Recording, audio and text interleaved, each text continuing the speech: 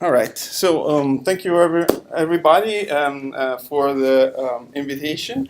I'm going to spend a little bit of time telling you about our experience at UNIL with Jupyter notebooks. But before we get started, I'd like to ask you a question. Basically, how many of you have already tried Jupyter notebooks in their work? Okay, so quite a fair amount. So we won't go too much into the details of what Jupyter notebooks are because you guys know already pretty much. We will just go do an overview. So essentially, this is the agenda that we want to discuss today. So we will spend more time on some parts than others. But essentially, we want to tell you why we decided at some point to adopt Jupyter notebooks. What is NB Grader? Some people here might not be familiar with this additional module. Also, we are going to tell you basically how we are going to use Jupyter notebooks for teaching first year students at HSA programming. And so some of the things we are going to tell you are specific to teaching programming to students, but most of the principles we talk about are generic and should be applicable to any other discipline you might be teaching. And then we are going to do like a little demo of some of the pedagogical material that we have developed for our course. So you're going to see some of the notebooks that we have done for our students. And then we will end up this presentation with future challenges that we plan to tackle in the next few months.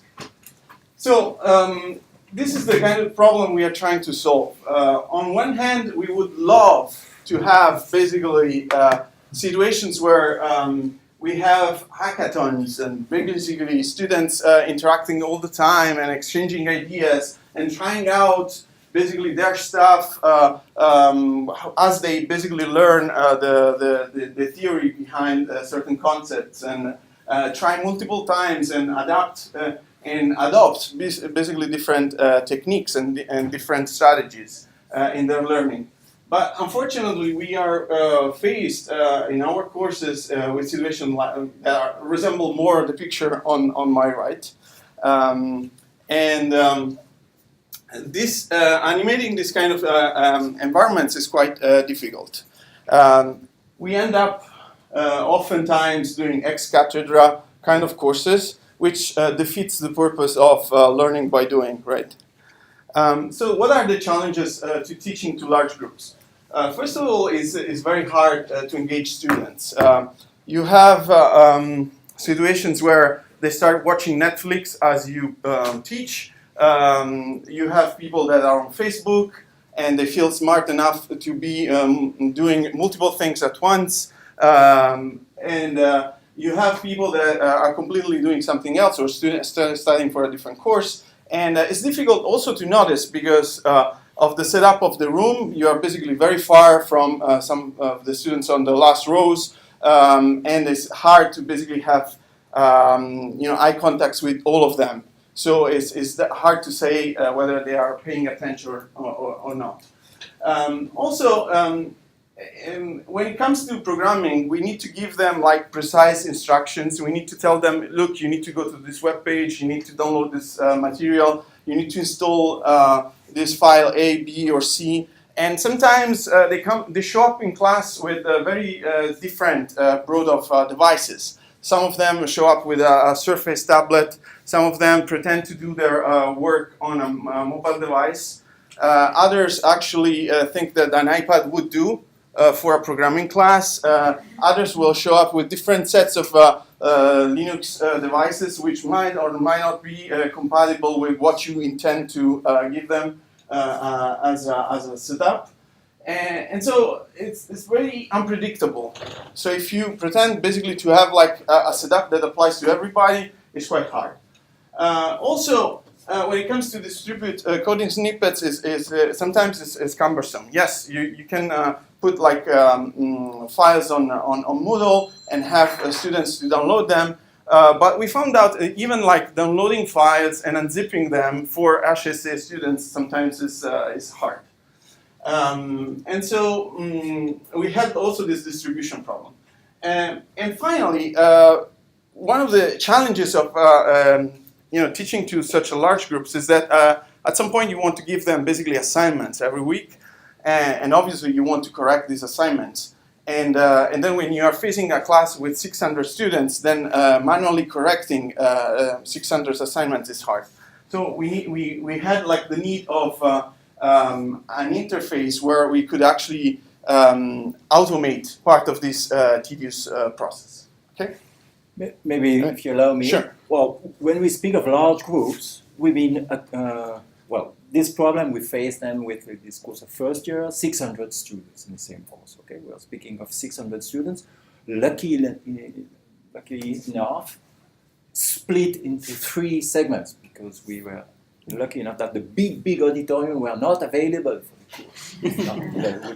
So they didn't assign that. We were restricted to only 200 students, which is more, well, I will say that it were much more tractable. 200 students. Wow, okay. So we have 3 groups of 300 students who don't have the course at the same time. In the week, well, it's grouped in the beginning of the week, but we hope to have only 1 course, okay, not 3 different courses, only 1 exam, and have a progression of the students exactly the same weeks after weeks. So we have actually, well, in present time, we have at maximum, actually they don't all come. I don't know how it is in EPFL. Well, I know actually. They don't all come. They know they can learn separately, and we'll speak about that. But we have at least 150, 180 students who are attending in the course, and we hope. And after 1 day and a half, we have seen almost everyone, and we have introduced a new challenge, a new set of exercise, and new concepts to pretty much the 600 students. And also the challenge is to keep the full class of the 600 students synchronized and progressing in the same framework. Wow. So this belongs also to the problem setting. Okay. And we don't know whether we have the perfect solution, but we're just presenting the solution we tried. All right, so before we get into the details, I wanted also to spend like 1 slide on the teaching philosophy. I know this is like something that it's quite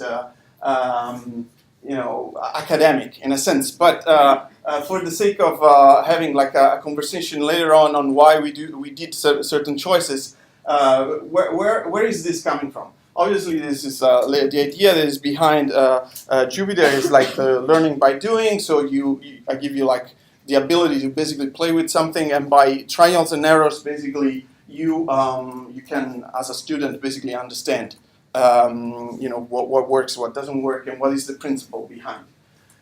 This also comes obviously from constructivism, this movement, pedagogical movement or teaching philosophy that started at MIT, where basically the principle is to teach or allow students to basically self-improve on themselves and reach an understanding of what are the constructing bricks of knowledge. And so once you get the idea behind the basic knowledge, then you can put together multiple bricks and then form like a more complex idea. And the other like spin-off of that is basically this copy and modify idea that is behind Scratch, that it was like another programming environment for teaching programming to children that was developed also at MIT, that basically the idea is to share ideas with other students, and then they can take it, adapt it, and then remix it, and then publish that online. And finally, our mentor, beloved Pierre, with the idea of orchestration graphs, because obviously on top of that we can think about multiple pedagogical scripts with which there will be like an orchestration between the teacher, the student as a solo, but also the other students in the room that can play a role in facilitating basically the learning process. So just to step back, before Jupyter Hub, basically there was already previous work that was done by Thibault at UNIL started back in 2008 because obviously by then, I mean, they were already teaching programming quite heavily in the HSC program. And this started in 2008 with an interface for teaching SQL language basically to students, and followed up in 2011 with Web Explorer, which was pretty much the same idea of Jupyter, but only for JavaScript, HTML, and CSS. Maybe you want to say something about these early attempts? No, essentially what this offered to a teacher was that there was a unique platform, right, for having the students discover, including distributing easily assignments, having this assignment reviewed by teaching assistant, and so on. So a unique entry point to the material, of course, into the lab, right, online. So starting this idea that, well, we have a course, but you are all students encouraged to discover by yourself and do by yourself the discovering of the different things. So this was trying to make it was really a program, something developed on purpose. It was not. It is not a commercially available thing. And so, well, except if you really want it, I can give it to you free. But it's been working for several years, and it was the first interest of the thing was we avoided this traumatic step beginning of a programming course to have your full class all equipped and installed with a proper environment, installed on their own very diverse laptops or whatever. So the idea was simply, well, we were progressively in HSC abandoning the big rooms in the basement of some building where the students have to go to make their exercise on a very specific machine, switching to relying on the laptops of students already around this time. But then, if it's the case, well, it's nice because they can do things at home, but you have to offer really a service, and you have to monitor the service and see how they get feedback and see how they progress and so on. So it was I would say, the starting point.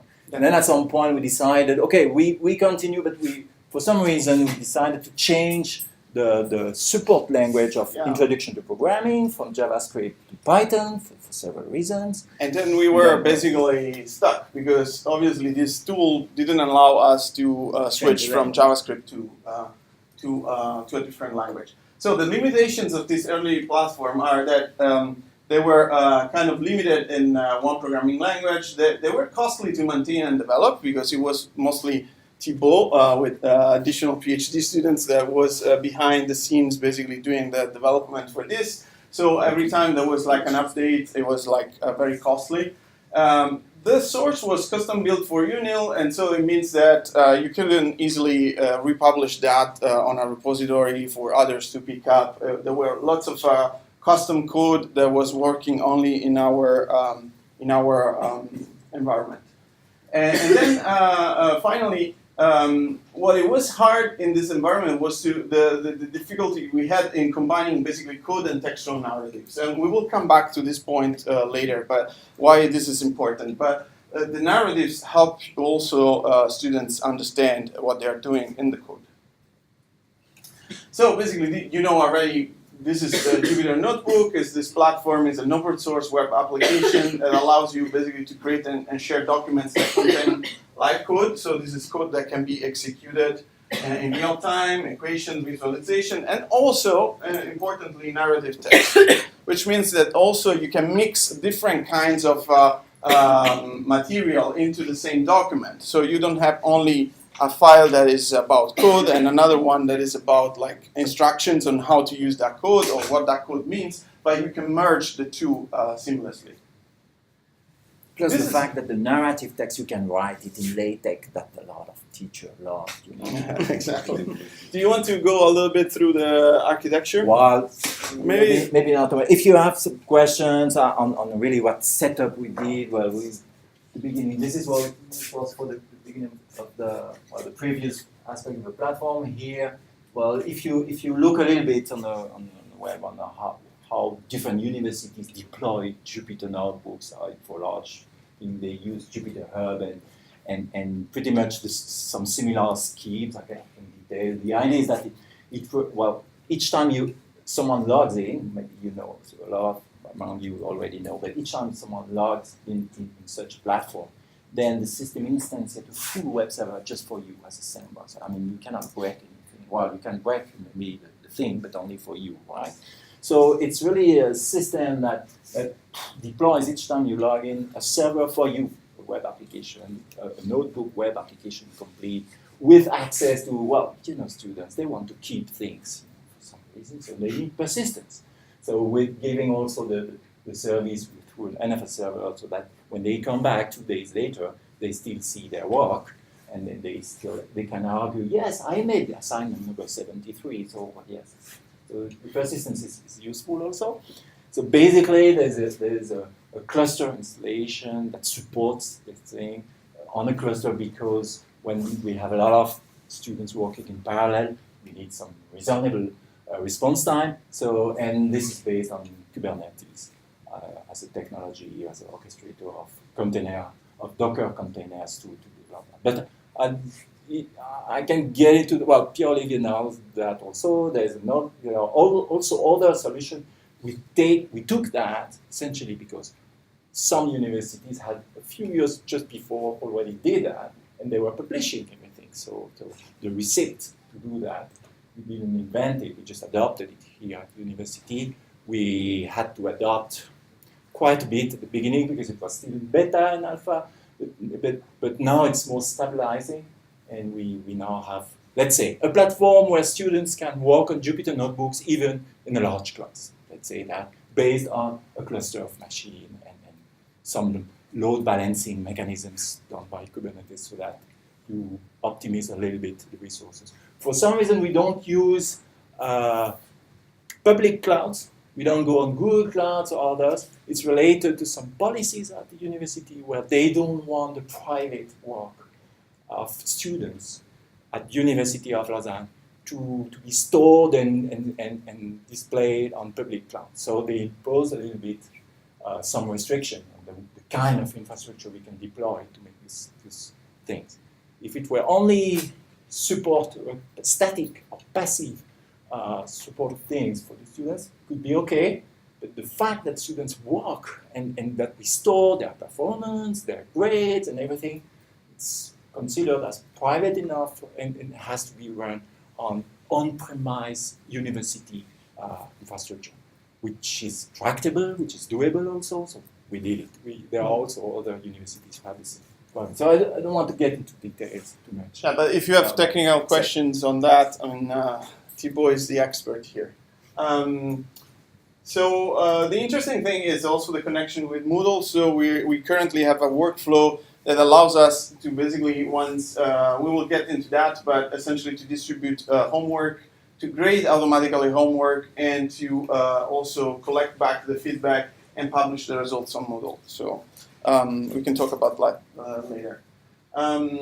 So what are the key features of Jupyter Notebook? You know already, and particularly our installation of Jupyter Notebook, we give like workspace persistence, which means each student has his own space where they can save work. They can later go back in, test their notebooks. They can also create their own notebooks into their space, workspace, and they can also install additional stuff on their space. And so that it's a full learning environment.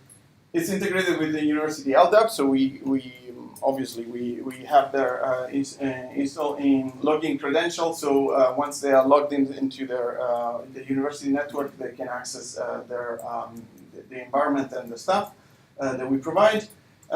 We use this for distributing pedagogical material. So once we have like a new set of notebooks that are ready for a course, we distribute to the students through this system, and so all of them basically they can fetch and retrieve a copy of the notebooks, which means that up to the last moment before they fetch, we can still do changes into the notebooks, and these are automatically distributed to all the students in the class.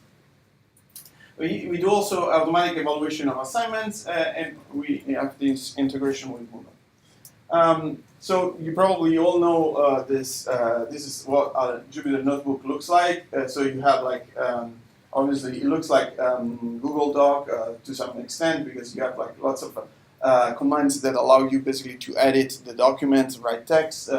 But also, importantly, you can write code, and this code actually is interpreted by the machine, and so you get like input and output features on this, and also you get like feedback from the interpreter that tells you whether something is wrong.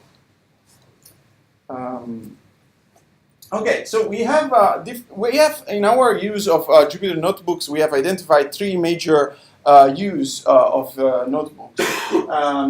So essentially, we have this role where notebooks are used basically to share course content, and by course content we mean specifically code snippets. Okay, so when we are teaching basically programming, we need to say, okay, the syntax, the semantic of this particular set of commands works like that, and now I'm going to show you basically an example of how this works. And by this basically we mean like a small predefined example where you actually show a particular class or a particular command and how this works, and we call this code snippets. And a group or a set of code snippets constitute basically the ensemble of stuff that you share for a class, and we call this course content. So it's a bit, if you want, the interactive part of your slides. Okay.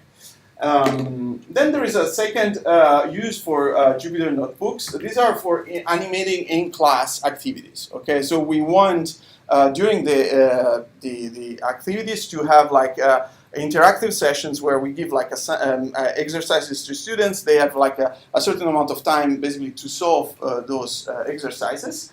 And then we can see basically in real time who manages to do it and who doesn't. And then we can do in-class corrections with them, basically, and trying to see basically what are the pain points of solving that particular exercise. And then there is like a third use for notebooks for home assignments. Essentially, we give them like TP and in French, travaux pratiques. They go back home, they do the assignments, and they give back the assignments to us, and then we evaluate it for the sake of grading their work towards the goals of the course. But also, we provide them basically through Jupyter notebooks the ability to self-validate their work and to self-grade their code, so that before even turning the code back to us or the assignment back to us, they can still check whether they are on the right track or not. Okay, so there is like some mechanism in Jupyter to do that. So part of this magic is done by an additional module that is installed inside of Jupyter Hub, and this additional module is called Notebook Grader. Okay, it's an additional service, and perhaps Thibault will talk about that to explain exactly how it works. So essentially, it's a web app at the disposal of the teachers, my teacher and teaching assistant, where you will have access, not the students, where you prepare this 3 times, where we prepare this 3 times of notebooks for the usage of the student. We can use it to platform to manage distribution, deadlines, deadlines to give back assignments and things. So it's a very traditional thing. But we don't only distribute notebooks. We actually distribute, and they take the material for one lesson. They get notebooks, but they also get regular Python code, which is a module necessary for you, and an image, or maybe some data in CSV file that you want them to work. So it's a full package, right? That they receive each time with all the elements you want them to work on an assignment or in class with them, as Mauro explained. So this is, when we say distributing, this is really very general. And here we are actually, all this mechanism would work exactly the same if you would distribute not Python programs or Swift programs, but the long list of already supported programming language on this Jupyter Hub platform. So you could do that with teaching or learning course in data science where you want to use R. This is very common. A lot of courses, even in Jupyter Hub, are using, or other similar environment. Okay, then it's also another service important for teachers is to collect assignments. So once you have collected them with we use the self-grading and self-evaluation mechanism to, you have your 600 students, they gave back the assignments, and you turn to the teaching assistant, well, let's correct all this. And then we can use the thing to automatize a lot of things, and pretty much everything, so that you have a few minutes after, once it's been running. Essentially what it does is, after collecting and grading procedures on the notebooks, what it does is it re-executes every cell, and then after that applies assertion, like regression test in development, right, typically. And they say, okay, it passes the test, it doesn't pass the test. And as a teacher, when you design an assignment, you also design the condition of success by giving assertion that should be validated on a correct assignment. And this mechanism validates all these asserts and says, okay, we give 1 point for this, 0 point for that, and so on. Okay? So once we've done that, you have the situation of your class regarding the last assignment, and you have all the parts. You can export the things and go and put that into Moodle so that students can start immediately to complain, why didn't I receive?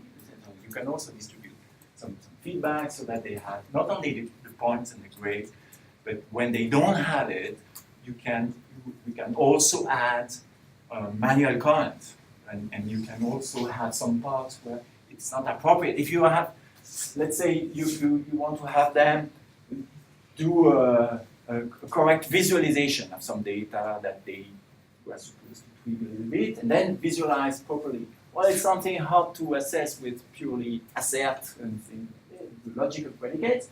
And so we have to mobilize again our teaching assistant, and we split them and say, okay, you go through what is already graded, it's already graded, it's okay, just have a look, and if you say, well, it's incomplete, this graph, or it's complete, or it's properly done, you give 1 point, 2 points, 3 points. So there is also a collaboration between automated grading and manual grading that you can combine as evaluation of the same assignment, and this is all in that. And you can keep track, of course you keep track of students' work, there's a small database with all your assignments, all the questions, all the answers, all the answers of the students, and keep track of everything. Okay? I would say not something very surprising, something we typically find in traditional learning management systems like Moodle or other, but here it's completely dedicated to this work on notebooks. Okay? So what it does, it really directly plugged in the work in the notebooks, saying that the notebooks is the track of what students did, okay, or what they tried so far. So it gives a good feedback of what they actually did, less, I would say, intermediary steps.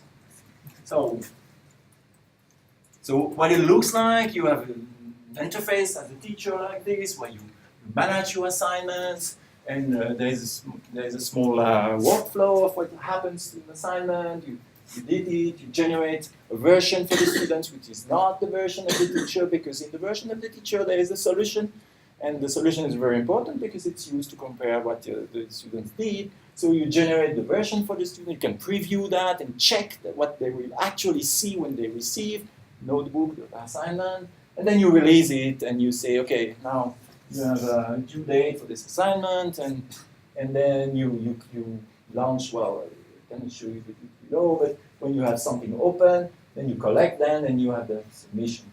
You see the numbers, well, we start at 596 submissions for the first one, then it's getting lower, 572, and now we're still over 550, I would say, but some of them are abandoned a little bit for the last. We value a little bit the work on that on the final grade of the exam. So there is an incentive to give that back, this assignment. But it's classical. So here, this is typically one part of the interface of the teacher.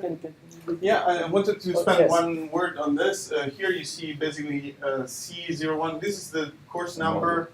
This is specific to our setup, but it doesn't need to be. But we split basically the material by course. So every course there is a new package that we give the students to download.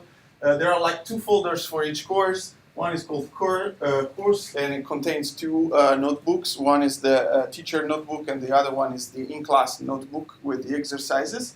And the other folder is the TP Travaux Pratiques. So this one is for the home assignment for each group, okay, for each course. So you have one every week and so forth. And the one obviously with TP has a specific due date, while the other doesn't have any due date because obviously it contains only material for the students. Okay. Yeah. Okay. So and then when you for instance you look at the result of one assignment, you have the list of the different submissions, you have your students there, and then you see when they gave it back, whether it was late or not, and there's the auto grade which was already done, plus they show you if there is something that needs complementary grading for manual intervention and so on. Okay. Very traditional interface, I mean, to manage a large class assignment list, I would say. I don't want to get into details, but you can figure it out, probably what we have. So you manage your assignments, you manage the gradings of all the things, you manage your student list. When I say you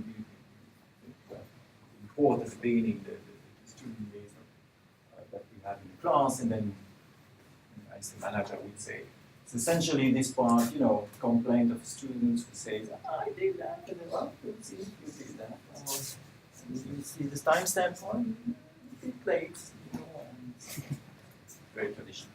Yeah, one thing that perhaps needs might deserve an additional word is that we encourage students basically to submit multiple times. Okay, so they can submit as many times as they want. We always correct the latest version of the work up until the deadline. And every time they submit, basically they also get feedback from the auto-graded tests so that they can see whether something is wrong with their code. And so, the idea is that, like with paper submissions, I mean, you are encouraged to do it as early as possible and then keep pushing the latest version of your work. But majority of people ended up doing it this last minute, obviously. This is it's something we can mention. Well, maybe you already know if you already use notebooks with students. But they figure out very quickly that a notebook is essentially a JSON file, which is something very easy to share. To share, to distribute, to send by email, to share on a social network of restricted students of your class. So I mean, once some students already figured out the solution and assignment, well, they are very proud to share that immediately. It's very easy to. So the issue is not to have it, I don't know, hidden or difficult to find out. Well, we don't care. I mean, if they learn by sharing things, by coping with other students, well, fine enough. It's too late now in 2019 to fight against the students' social network. So let's go with that and say, okay, cooperation is fine, but you are only responsible for what you deliver first. Only you. I mean, not your friend who did it and share that on Facebook, but you. And second, well, at the end there is an individual exam, an individual test. So it's your problem. You don't understand what you share. So basically, this is the idea. This is why there are very few mechanisms like protection, hiding things, or different questions proposed to different students so that they don't have exactly the same answer. We propose those assignments and in-class exercise as small challenges. They are always free to take it back. Again, the version without the solution, try it by themselves and see whether they can do it now a second time and look at the corrigé to see whether it's okay. So that's fine. That's more or less compatible with what the platform offers. If you have different pedagogical objectives, well, that's better. Okay, and here, what the students see. Well, there's one. Well, here there are files and the things that are running, and here the assignments. Here the release assignments. It's something here appears if they don't yet have got it. They make a fetch, and by fetching they receive a full little folder with all the material prepared. And here they see the list of the things they already downloaded. And when they're ready and when they want to give back, especially for the TP, we don't want them to submit back the course material. They give the assignments, they submit it here once they are fairly okay with what they propose. So we do it there, and they also have a track of the last submission time, last submission. Okay. I would say not very surprising, but it's not in a separate system, like in Moodle, where they have to upload something. It's directly in the same platform. It's a little bit easier to navigate through that and the real environment where they actually do the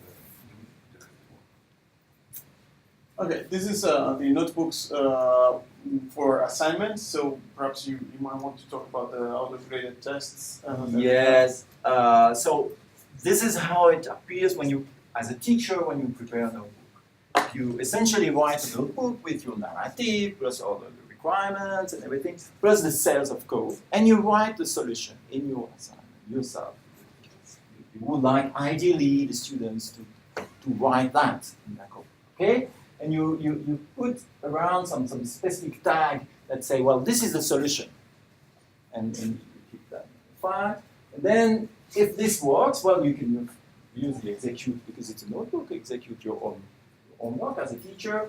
And you can say, okay, you should obtain on this variable course of action, which is up before in the notebook, you should obtain that result. And here we have one of these expressions, which is actually simply an assert instruction in Python, which asserts a logical predicate that says if you wrote the code properly, well, this should be true.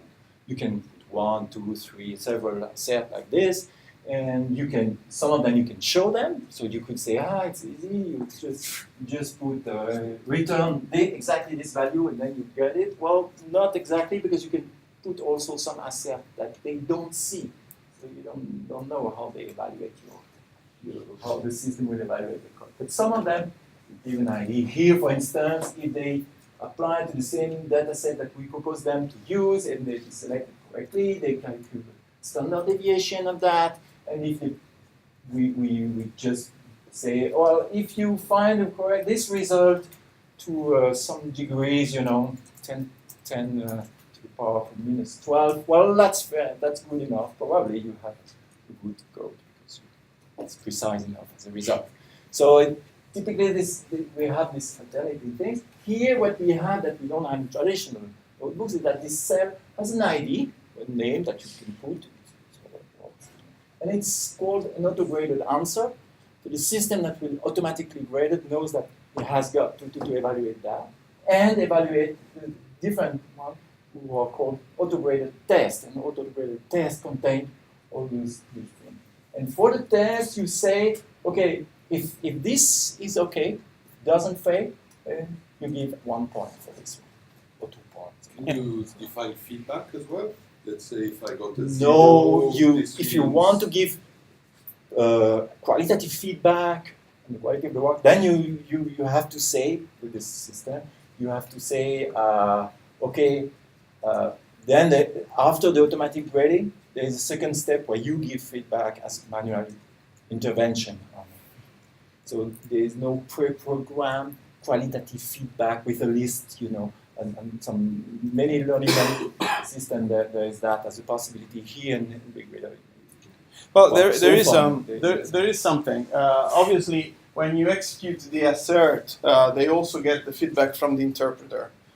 So if something is failing, say if one of the tests is failing, is providing a little bit of information from the interpreter.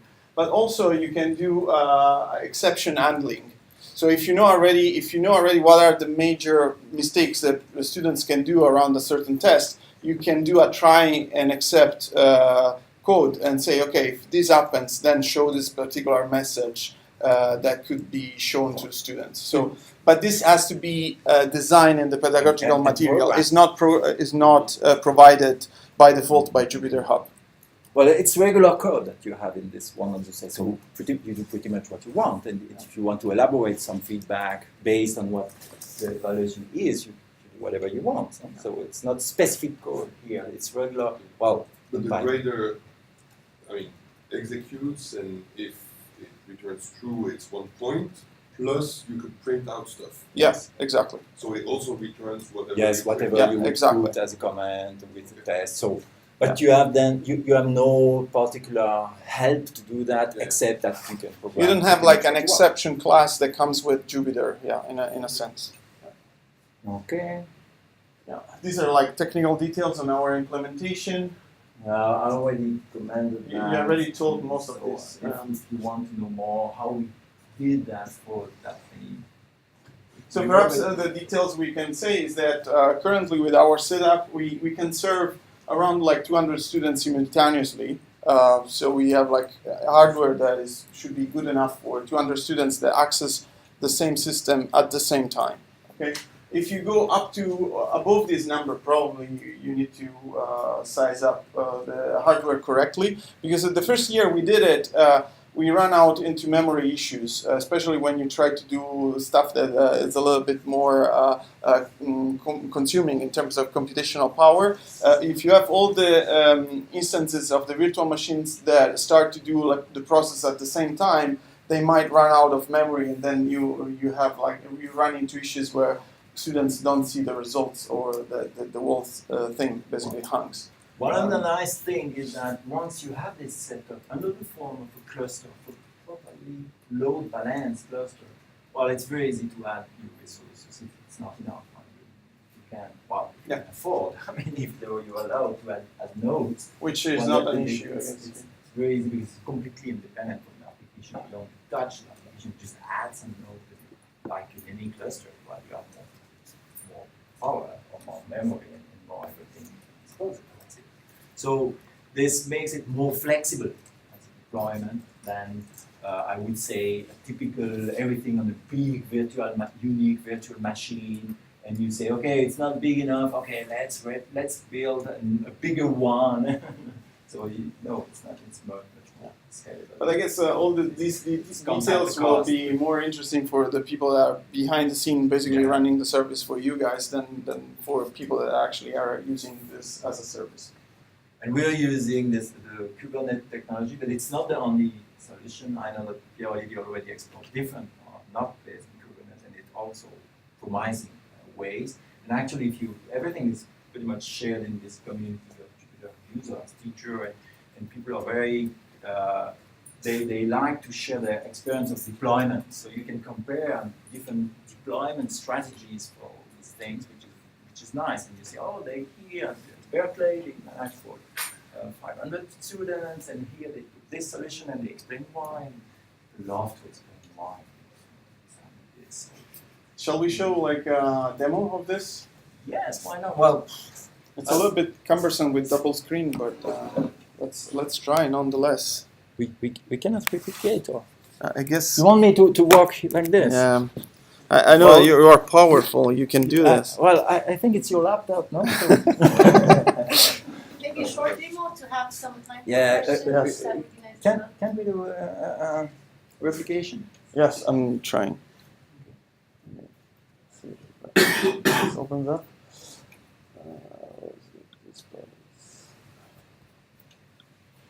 No.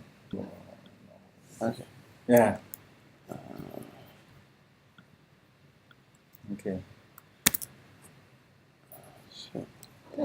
That's all. You are in your room? I think so.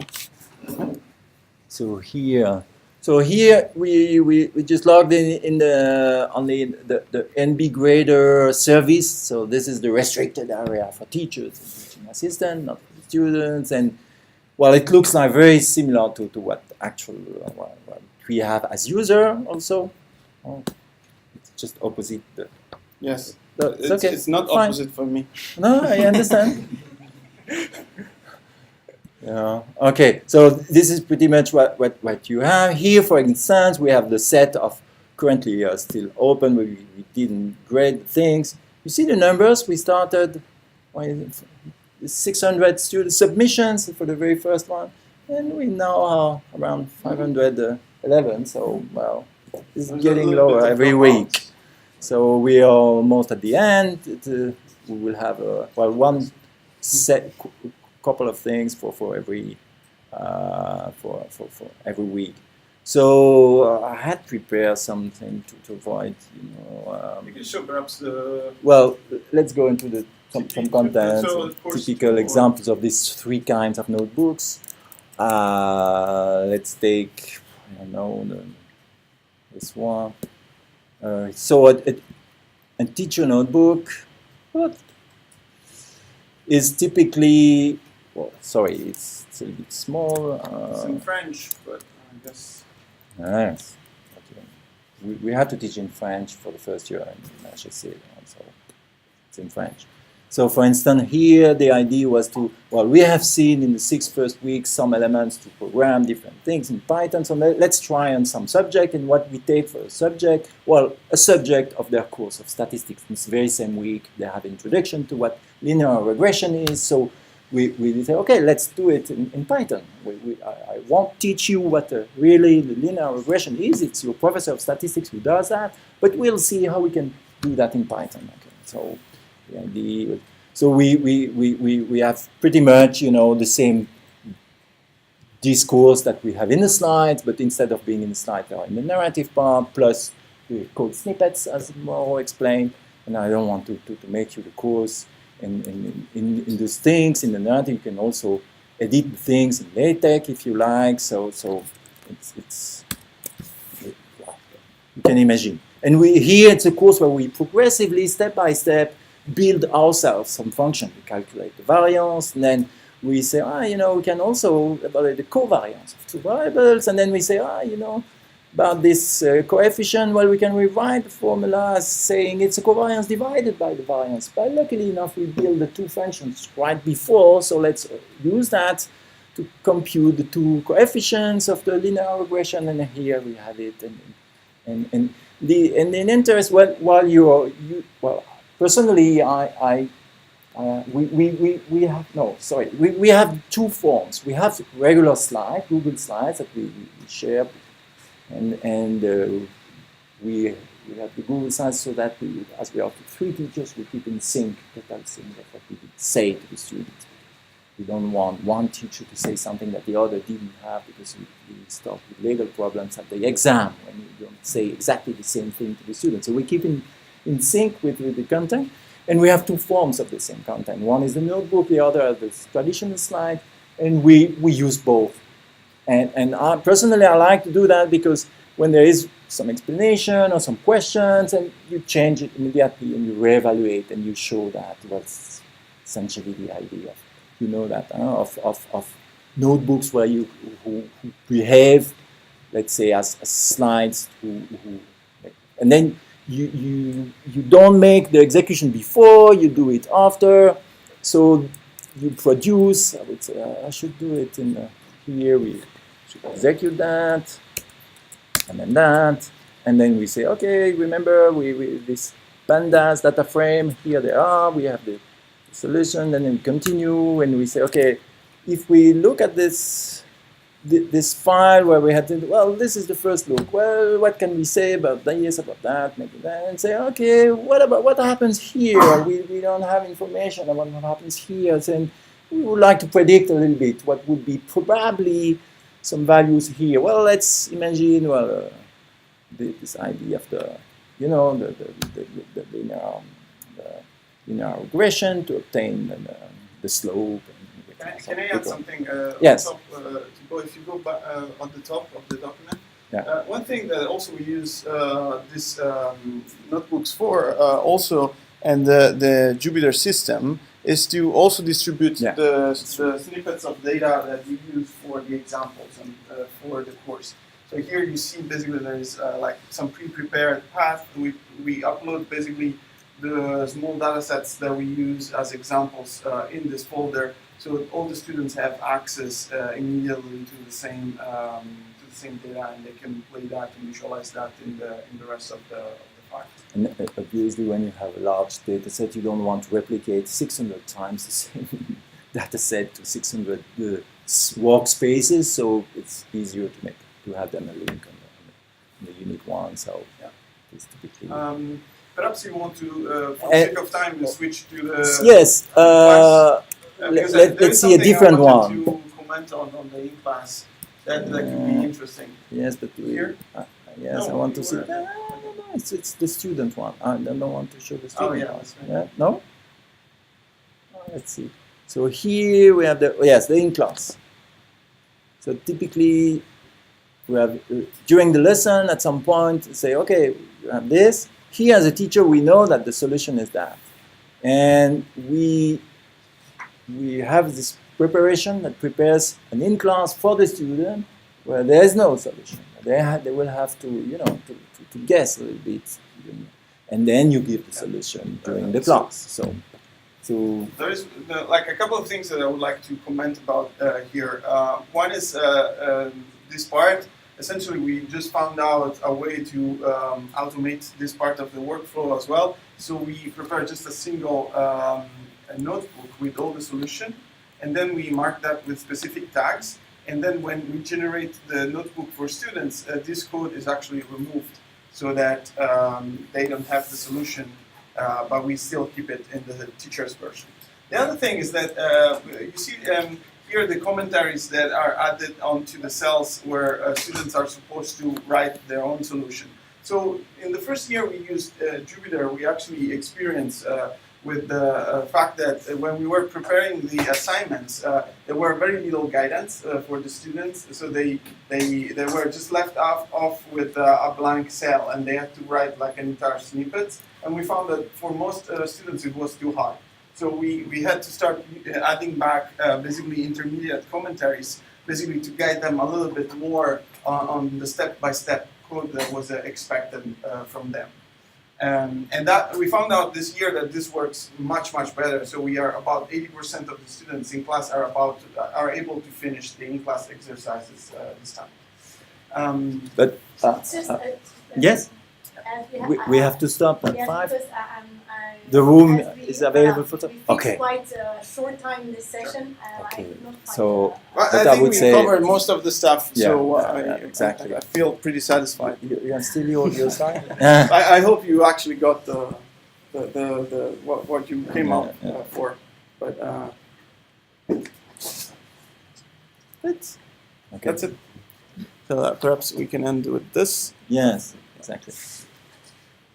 Yeah, basically the future work we will be working on, peer programming support. Essentially, we are interested in testing basically an orchestration graph where we actually have activities that should be done in pairs of students. And currently, this is not supported by Jupyter, but we are planning on developing some additional tools for that. Also, we were considering using Jupyter for doing the exam.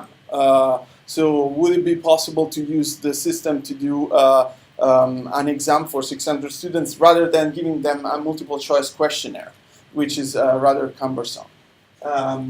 And then the third point is like my personal research interest is to try to find persuasive strategies to encourage students to interact more with code snippets. So I would love to define some metrics with which basically we define how much they interact with the source code that we give them during the course and see whether we can increase basically the amount of time they try out new things and they modify the code. That's it. Thank you very much.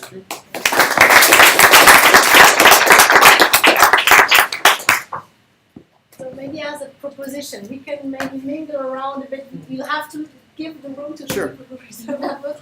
But if you're still just around